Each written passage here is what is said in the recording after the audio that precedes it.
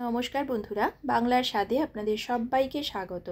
আজ আমি বানাবো পুর ভরা লাউ পাতার বড়া। যে কোনো নিরামিষের দিন গরম গরম ডাল ভাতের পাতে এই বড়া কিন্তু খেতে দুর্দান্ত লাগে এবং এটা ভীষণ ইউনিক একটা রেসিপি। আশা করি আপনাদের ভালো লাগবে। চলুন তাহলে দেখে নেওয়া যাক আজকের ভিডিওটি। বড়া বানাবার জন্য প্রথমে এই স্টাফিংটা রেডি করব। সেজন্য আমি এখানে নিয়ে নিয়েছি নারকেল কোড়া। একটা মাঝারি মাপের নারকেলের অর্ধেক মালা আমি কুড়িয়ে নিয়েছি। আর এখানে নিয়ে নিয়েছি 1 টেবিল চামচ পরিমাণে কালো সর্ষে।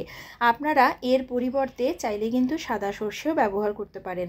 আর এখানে নিয়ে নিয়েছি 2 টেবিল চামচ পরিমাণে পোস্ত দানা। সর্ষে আর পোস্তর পরিমাণটা নিজের পছন্দ অনুযায়ী বাড়িয়ে কমিয়ে নিতে পারেন। আর এখানে দিয়ে দিচ্ছি 5-6টা কাঁচা লঙ্কা। ঝালটা নিজেদের স্বাদ অনুযায়ী ব্যবহার করবেন। এবার এই সমস্ত উপকরণ আমি অল্প অল্প করে জল দিয়ে শিলে পিষে নেব, কেননা মিক্সিতে দিলে মিহি করে কিন্তু অল্প জলে বেটে নিতে অসুবিধে হয়। এখন দেখতেই পাচ্ছেন আমার কিন্তু সমস্ত উপকরণ ভালো করে বেটে নেওয়া হয়ে গেছে। আর অল্প করে জল দিয়েই কিন্তু এটাকে বেটে নিয়েছি। এখন আমি এর মধ্যে দিয়ে দিচ্ছি স্বাদ মতো লবণ, দিয়ে দিচ্ছি সামান্য একটু চিনি।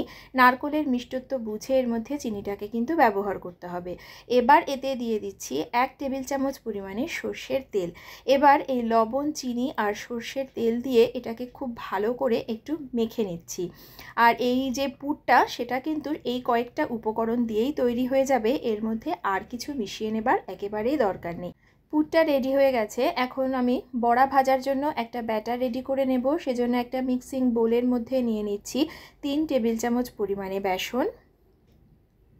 এবার এতে দিয়ে দিচ্ছি 3 টেবিল চামচ পরিমাণে চালের গুঁড়ো। চালের গুঁড়ো দিলে যে কোনো ধরনের বড়া একটু বেশি মুচমুচে হয়, তবে আপনারা চাইলে কিন্তু কর্নফ্লাওয়ারও এর পরিবর্তে দিতে পারেন।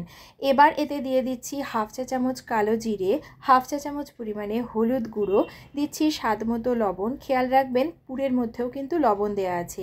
খুব সামান্য পরিমাণে একটুখানি চিনি আর 1/2 চা চামচ লঙ্কা গুঁড়ো দিয়ে প্রথমে এই সমস্ত শুকনো উপকরণগুলোকে একটু ভালো করে মিশিয়ে নিলাম। এবারে অল্প অল্প করে ফ্রিজে রাখা ঠান্ডা জল দিয়ে আমি এইগুলোকে মিশিয়ে একটা ব্যাটার বানিয়ে নেব। তবে খেয়াল রাখবেন ব্যাটারে যেন কোনো ধরনের লাম্পস তৈরি না হয় এবং ব্যাটারটা যেন খুব বেশি পাতলা না হয়। একটু ঘন ধরনের ব্যাটার কিন্তু বানিয়ে নিতে হবে, তা না হলে এই পাতার গায়ে কিন্তু এই ব্যাটারটা ধরবে না। আর আমি এখানে ফ্রিজের ঠান্ডা জল দিয়ে বানিয়ে নিয়েছি ব্যাটারটা, তাতে করে কিন্তু বড়াগুলো অনেক বেশি মুচমুচে হয়। আপনারা চাইলে কিন্তু সোডা ওয়াটারও ব্যবহার করতে পারেন, অথবা যদি সোডা ওয়াটার না থাকে সেক্ষেত্রে খাওয়ার সোডাও 1 পিঞ্চ মতন এর মধ্যে দিয়ে ব্যাটারটাকে বানিয়ে নিতে পারেন। তবে যদি আপনারা কেউ ঠান্ডা জল দিতে চান এবং সেটা না থাকে, তাহলে 2-1 কুচি বরফও কিন্তু এর মধ্যে দেয়া যেতে পারে। এখন দেখতেই পাচ্ছেন ব্যাটারটা কিন্তু আমাদের ঘনভাবে রেডি হয়ে গেছে। ঠিক এই ধরনের কনসিস্টেন্সির ব্যাটার কিন্তু আমাদের প্রয়োজন। এবারে 2 থেকে 3 মিনিট এই ব্যাটারটাকে খুব ভালো করে আমি এখন ফেটিয়ে নিচ্ছি। 2-3 মিনিট ব্যাটারটাকে খুব ভালো করে ফেটিয়ে নিয়েছি। দেখতেই পাচ্ছেন ব্যাটারটা কিন্তু খুব ভালোভাবে ফ্লাফি হয়ে গেছে। আমাদের পুর আর ব্যাটার একদম রেডি হয়ে গেছে। এবার লাউ পাতাগুলোকে রেডি করে নেব। আমি এখানে বেশ কয়েকটা লাউ পাতা নিয়ে নিয়েছি। আর একটু বড় ধরনের এবং একটু কচি দেখে লাউ পাতা নেওয়ার চেষ্টা করবেন। লাউ পাতাগুলোকে খুব ভালো করে ধুয়ে একটা স্ট্রেনারের ওপরে রেখে এক্সেস জলটাকে ঝরিয়ে নিয়েছি। এবার প্রথমে একটা পাতা নিয়ে আমি তার মাঝ বরাবর 1 চামচ মতন স্টাফিং দিয়ে দিলাম। অতিরিক্ত চেপে চেপে কিন্তু এটাকে ভরবেন না। এবারে চারিপাশ থেকে আমি পাতাটাকে যেভাবে ফোল্ড করে দেখিয়ে দিচ্ছি সেভাবেই ফোল্ড করে নেবেন। তবে এই যে বোঁটার দিকটা সেটা মাঝখানে দেবেন আগে, তাতে করে কিন্তু এটা খুব সুন্দরভাবে সিল হয়ে যাবে।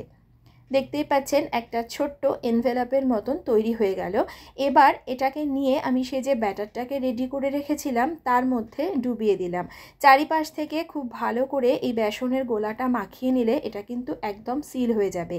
এবার এক্সেস বেসনটাকে ঝরিয়ে নিয়ে আমি প্রথমেই কিছুটা পরিমাণে তেল গরম করতে দিয়ে দিয়েছিলাম মিডিয়াম ফ্লেমে। এখন গ্যাসের ফ্লেমটাকে একদম লোতে রেখে একটা একটা করে এই পাতার বড়াগুলোকে তেলের মধ্যে ছেড়ে দিলাম। লো ফ্লেমে রেখে এগুলোকে একটু সময় নিয়ে ভাজতে হবে, কেননা পাতাগুলো যেহেতু সেদ্ধ হওয়ার ব্যাপার আছে, তাই কিন্তু গ্যাসের জোর বাড়িয়ে এটাকে ভাজতে যাবেন না, তাতে করে হয়তো পাতাগুলোও কাঁচা থেকে যেতে পারে, আবার ওদিকে বাইরে থেকে পুড়েও যেতে পারে। চারিপাশ থেকে উল্টে পাল্টে একদম লালচে করে আমি এগুলোকে ভেজে নেব। আর দেখুন যে দিকটা পাতায় মুড়েছিলাম সেই দিকটা কিন্তু সবথেকে আগে তেলের ওপরে দেবেন, তাহলে এগুলো সিল হয়ে যাবে। একটা ব্যাচের আমার এই লাউ পাতার বড়া তৈরি হয়ে গেছে। লালচে করে ভেজে তুলে নিয়ে এভাবেই সমস্ত বড়াগুলো ভেজে তারপর পরিবেশন করে দেখাচ্ছি। তৈরি হয়ে গেল মুচমুচে লাউ পাতার বড়া। রেসিপিটি আপনাদের কেমন লাগলো আমায় কমেন্ট করে জানাবেন এবং আমার ভিডিওটি শেষ পর্যন্ত দেখার জন্য আপনাদের সকলকে জানাই অসংখ্য ধন্যবাদ।